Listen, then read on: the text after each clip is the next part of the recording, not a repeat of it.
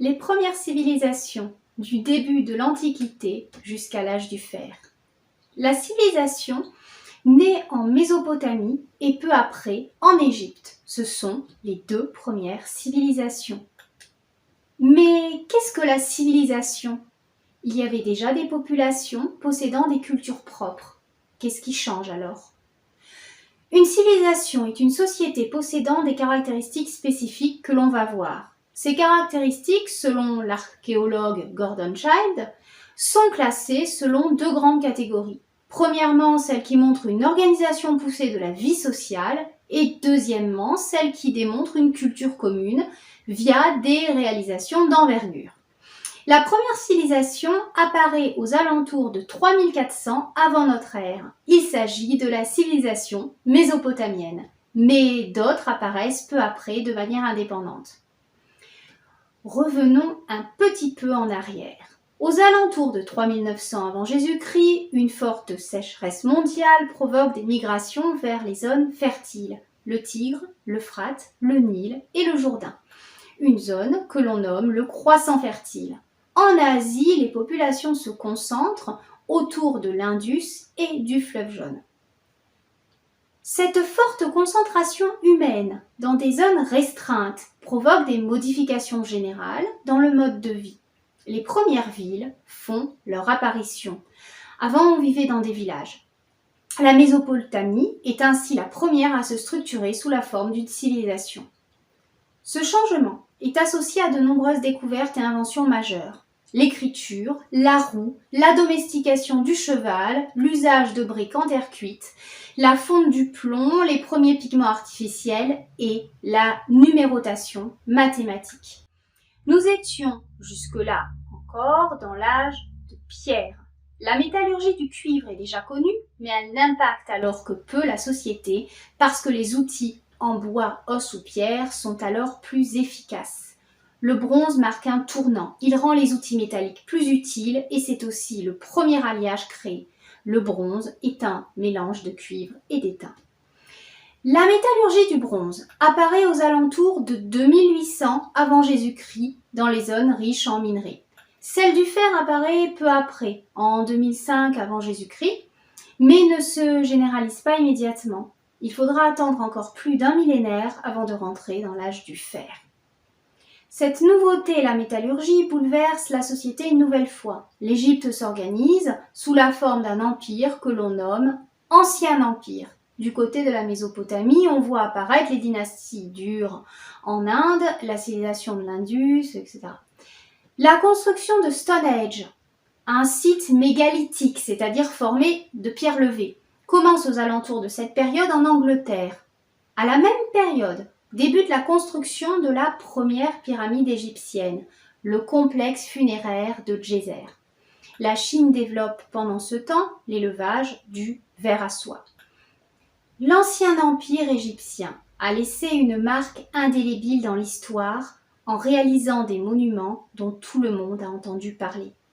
Le site de Gizeh, avec son fameux sphinx, et les pyramides de Khéops, Képhren, Mykérinos.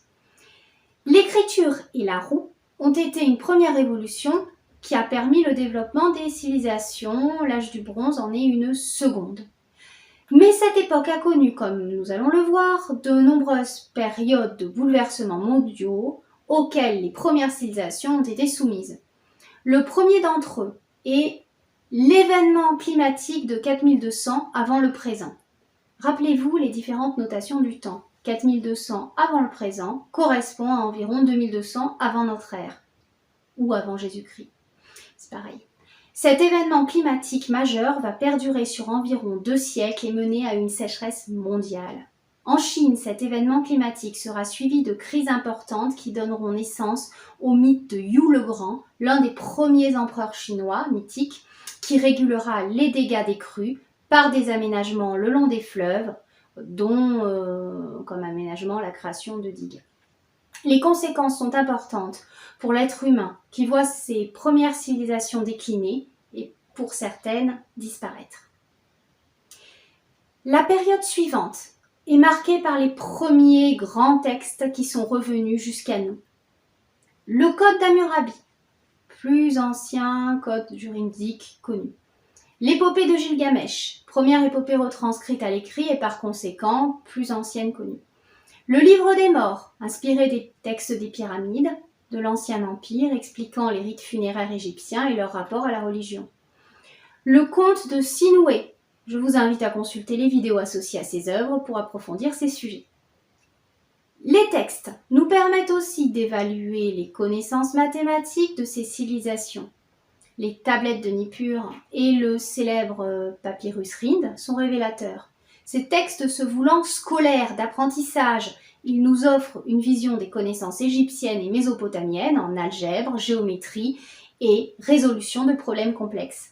Ainsi, Égyptiens et Babyloniens possèdent des approximations très précises de pi et de racine de 2. Ils savent résoudre des équations quadratiques, que l'on appelle aussi plus communément équations du second degré. Ils connaissent aussi un grand nombre de triplés pythagoriciens, c'est-à-dire des combinaisons de nombres pour lesquelles le théorème de Pythagore fonctionne. Ce théorème n'a pas encore été découvert. Pythagore naîtra bien plus tard. Mais on connaissait des séries de nombres pour lesquelles on savait qu'un triangle était rectangle. La plus fameuse et plus petite combinaison étant le 3, 4, 5, une combinaison utilisée régulièrement pour tracer des équerres. Les compétences des mathématiciens de cette époque ne s'arrêtent pas à cela. Ils ont déjà résolu un très grand nombre de problèmes complexes. Cette période est celle de la première dynastie babylonienne ainsi que du Moyen Empire égyptien. Elle voit arriver la domestication du chat qui cohabitait déjà avec l'homme. L'éruption du Santorin, aux alentours de 1628, chamboule à nouveau toutes les civilisations. Il s'agit de l'éruption volcanique la plus puissante qu'ait alors connue l'humanité. Sur la période d'existence de l'homme, elle n'est dépassée en puissance que par de très rares éruptions, entre autres celle du Tambora en 1815 et celle du Krakatoa en 1883. Elle reste cependant la plus importante qu'ait connue le pourtour méditerranéen. Pour vous donner un ordre d'idée, la force de l'explosion représente 40 000 fois la bombe d'Hiroshima. Elle dépasse en cela et de beaucoup les fameuses explosions du Vésuve, qui ensevelit Pompéi en 79 après Jésus-Christ, et du mont Sainte-Hélène en 1980. L'île de Santorin est en grande partie détruite, inspirant le mythe de l'Atlantide. Des tsunamis frappent les côtes de l'Égypte, de la Turquie, de la Palestine, de la Crète, inspirant les mythes du déluge que l'on retrouve dans de nombreux textes fondateurs. La Terre subit ensuite un hiver volcanique. Cela affaiblit à nouveau les premières civilisations. La dynastie Shang apparaît en Chine remplaçant la mythique dynastie Xia, qui elle-même suivait les empereurs mythiques, dont Yu le Grand. On assimile cette dynastie mythique au reste archéologique de l'historique culture d'Erlitou, un prémisse d'État en Chine qui disparaît à cette époque. Le Moyen Empire égyptien disparaît après une période de chaos, tout comme la première dynastie babylonienne. En Grèce, la culture mycénienne subit la perte d'une grande partie de sa population, frappée à Santorin même, ou par les tsunamis en Crète, menant à sa disparition ultérieure. Le nouvel empire égyptien est la période de nombreux pharaons, hommes ou femmes connus, particulièrement Néfertiti, Hatshepsut, Toutankhamon et Ramsès II. Les nécropoles de la vallée des rois et de la vallée des reines, proches de Luxor, nommées à l'époque Thèbes, ont remplacé les pyramides. La métallurgie du fer est encore une révolution technologique. Le fer, une fois sa métallurgie maîtrisée, se révèle à la fois moins cher et plus efficace que le bronze. Sa généralisation provoque donc de grands bouleversements. La levée d'armées efficace et importante devient donc beaucoup plus simple. Comme on a des peuplades mieux équipées, elles sont davantage tentées de faire la guerre, surtout si le voisin n'est pas aussi bien équipé.